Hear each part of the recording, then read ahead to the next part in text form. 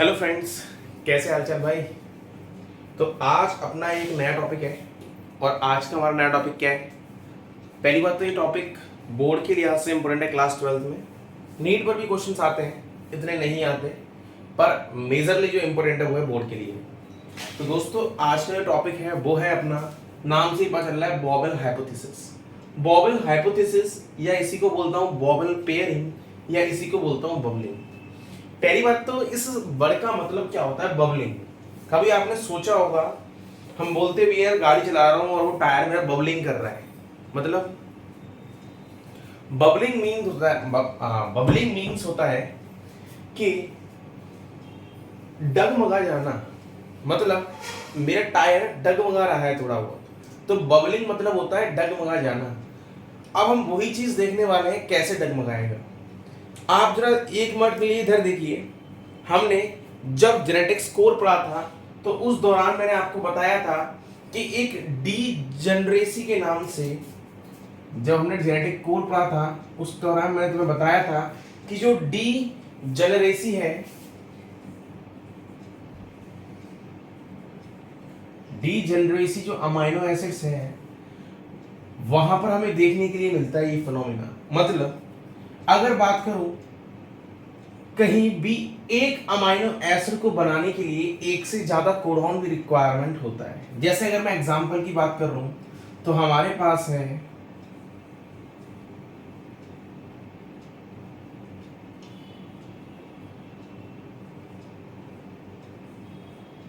Phenyl Elin. ये phenyl Elin amino acid दो codon की हेल्प से बनता है। पहला कोडॉन होता है यू यू यू और दूसरा कोडॉन होता है यू यू सी। क्या हमारे पास ये दोनों सीक्वेंस सेम है? क्या हमारे पास ये दोनों सीक्वेंस सेम है? मतलब अगर मैं कोड की बात करूं, तो दोस्तों हमारा एक कोडॉन जो होता है ट्रिपलेट होता है। और ट्रिपलेट सेंस मतलब होता है वो किससे मिलके बना होता है? 3 न्यूक्लियोटाइड से मिलके बना होता है।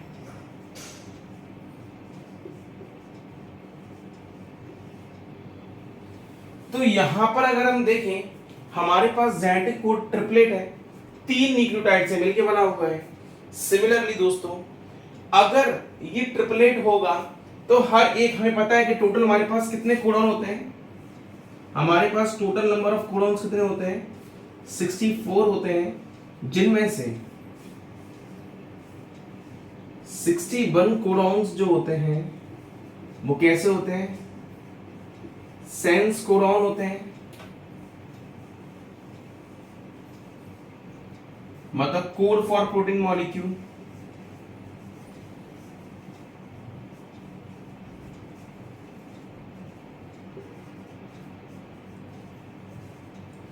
और 3 कोडॉन जो होते हैं नॉन सेंस कोडॉन होते हैं।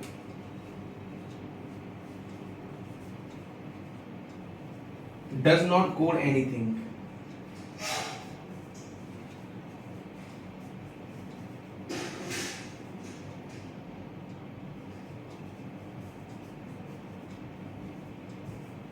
तो अगर हम बात कर ले, हमारे पास टोटल नंबर ऑफ कोडॉन ये है 64, जिनमें 61 कोडॉन जो है वो सेंस कोडॉन है जो प्रोटीन को बनाते हैं, जबकि हमारे पास 3 कोडॉन वो है जो नॉनसेंस कोडॉन है, पूरी कुछ भी बनाने का काम नहीं करते हैं। मतलब एक तरीके से बात करें तो ट्रांसलेशन को स्टॉप करने का काम करते हैं।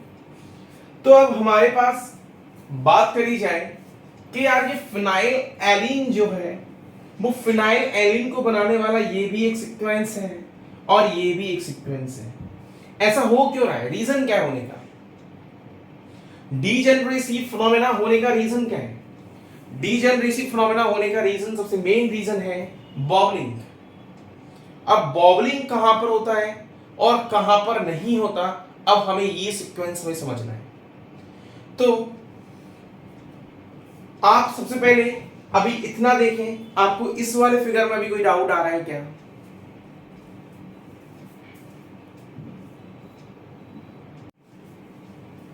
अब दोस्तों देखिए, अगर मैं रफली एक डायग्राम बना रहा हूं टीआरएनए का, तो अगर रफली एक डायग्राम की बात करूं टीआरएनए की, ये हमारे पास एक लूप है, सिमिलरली ये हमारे पास एक और लूप है, और ये हमारे पास एक और लूप है। टीआरएनए हमें अपीयर होता है डबल स्ट्रक्चर की तरह, पर हालांकि ये कैसा होता है, सिंगल स्ट्रैंडेड आरएनए मॉलिक्यूल होता है।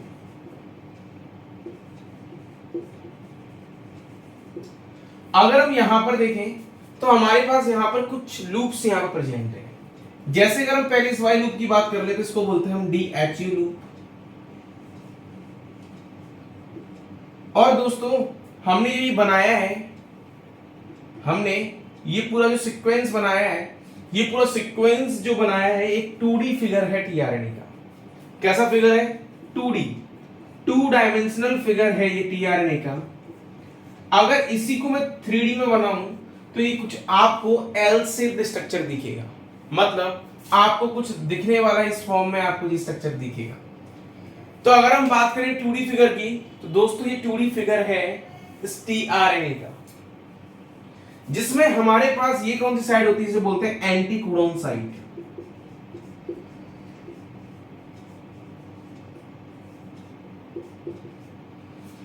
और ये वाली साइड होती है, इसका नाम होता है टी साई सी लूप।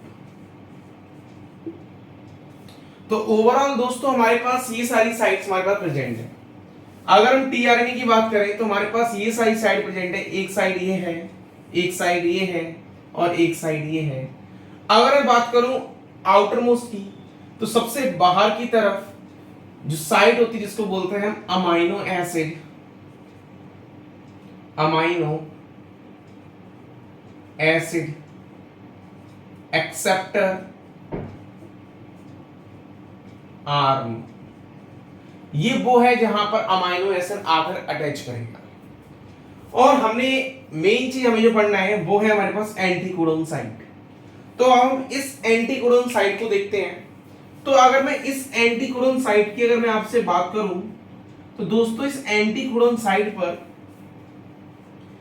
कोई 3 यहां पर कोड जानने वाले सीक्वेंस प्रेजेंट होंगे। हमारे पास सेंस कोडॉन्स कितने हैं? 61। तो जाहिर सी बात है यार, हर टीआरएनए पे एक सीक्वेंस प्रेजेंट होता है कोड को जानने का। तो टोटल नंबर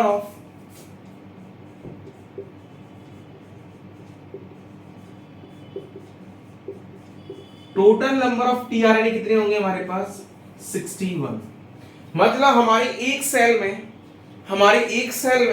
हमारे पास 61 टीआरएनए की प्रेजेंट है। तो अगर आपको अभी इसमें कोई भी डाउट आया है दोस्तों, मुझे कमेंट करके बता दीजिए, आपका रिप्लाई नहीं मिलता यार।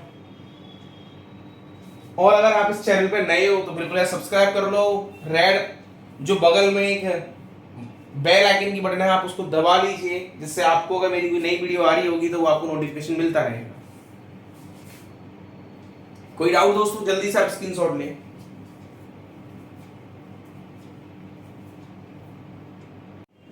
अब देखिए दोस्तों, अब हमारे पास यहां पर बॉबलिंग का कंसेप्ट स्टार्ट होता है।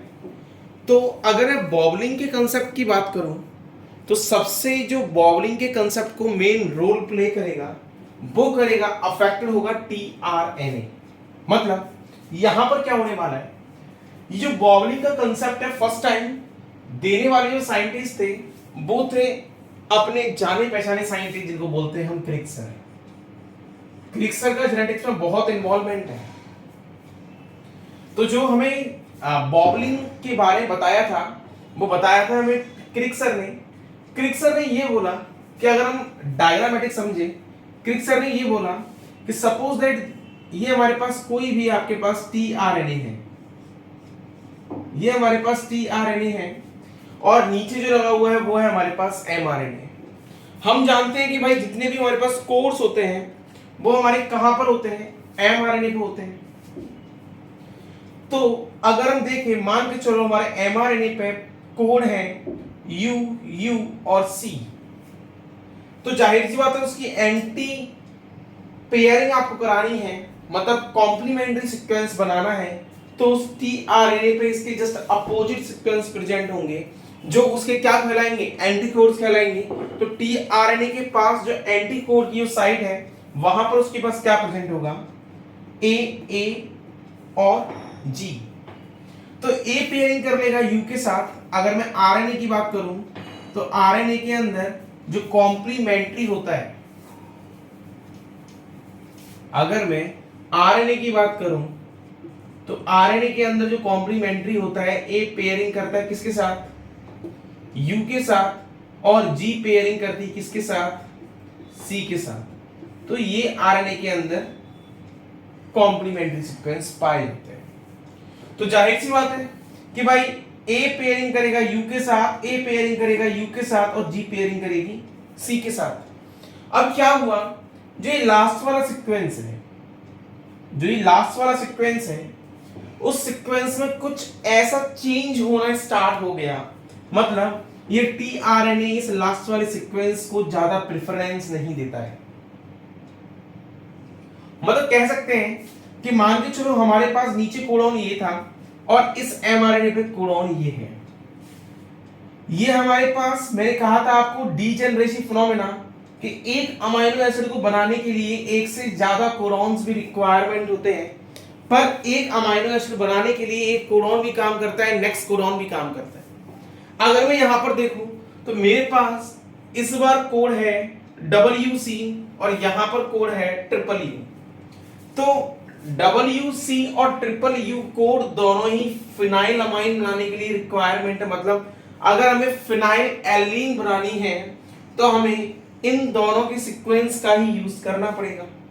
पर ऐसा हो कैसे रहा है, एक कोडॉन एक अमीनो एसिड को बनाना चाहिए था, बट यहां पर तो ये दो इन्वॉल्वमेंट कर या दोनों सेपरेटली आउट होकर एक एक अमीनो एसिड को बना रहे हैं।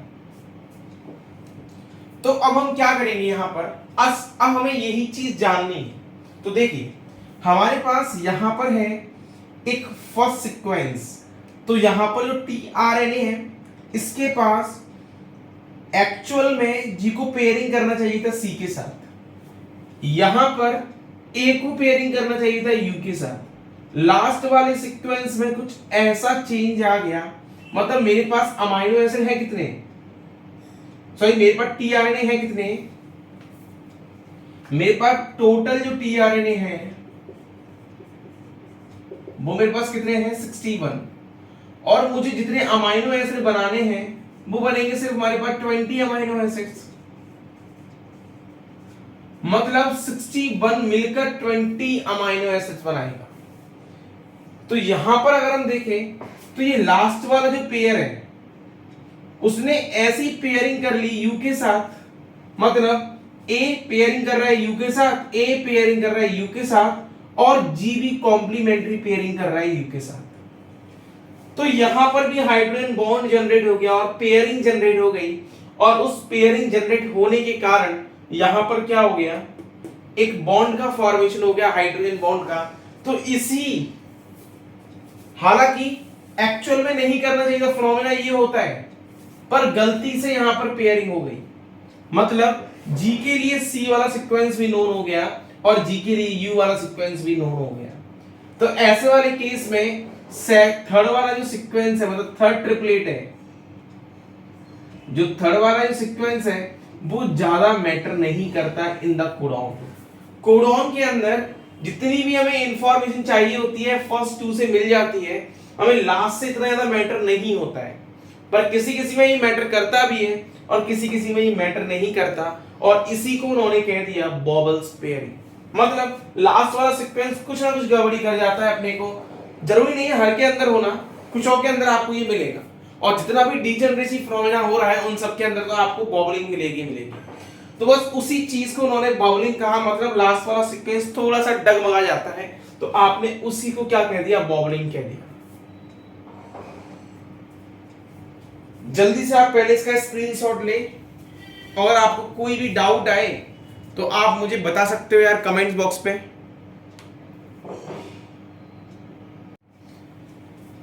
दोस्तों ये हमारा ऑल अबाउट था बॉबलिंग्स के बारे में। तो बॉबलिंग्स हाइपोथेसिस के ऊपर बोर्ड में क्वेश्चंस आता है, पूछा भी जाता है कि what is the boggling hypothesis, क्या दिया था उसके बारे में। तो दोस्तों आपको इतना चिंता करने की बात नहीं है, बहुत छोटा सा कंसेप्ट है। बस आपको ये दिमाग में रखना है कि टीआरएनए का लास्ट वाला सीक्वेंस जो है, लास्ट वाला जो कोडॉन है, मतलब लास्ट वाला जो न्यूक्लियोटाइड है उस कोडॉन का, वो थोड़ा सा अपने आप पेयरिंग करने में दिक्कत दे देता है, और उसी के कारण जो इफेक्ट आता है वो आता है डीजनरेसी के अंदर। तो दोस्तों ये हमारे पास हमने जो आज देखा है वो हमारे पास हमने आपको बता दिया बॉबलिंग हाइपोथेसिस के बारे में। तो आपको अगर ऐसे अपडेट्स लगातार चाहिए तो आपको इस चैनल पर बनना पड़ेगा। तो आप इस चैनल को सब्सक्राइब कर लें, और अगर आपने सब्सक्राइब नहीं किया है तो दोस्तों बिल्कुल सब्सक्राइब करो और अपने दोस्तों तक इस इंफॉर्मेशन को भी सेंड करो। जय हिंद दोस्तों।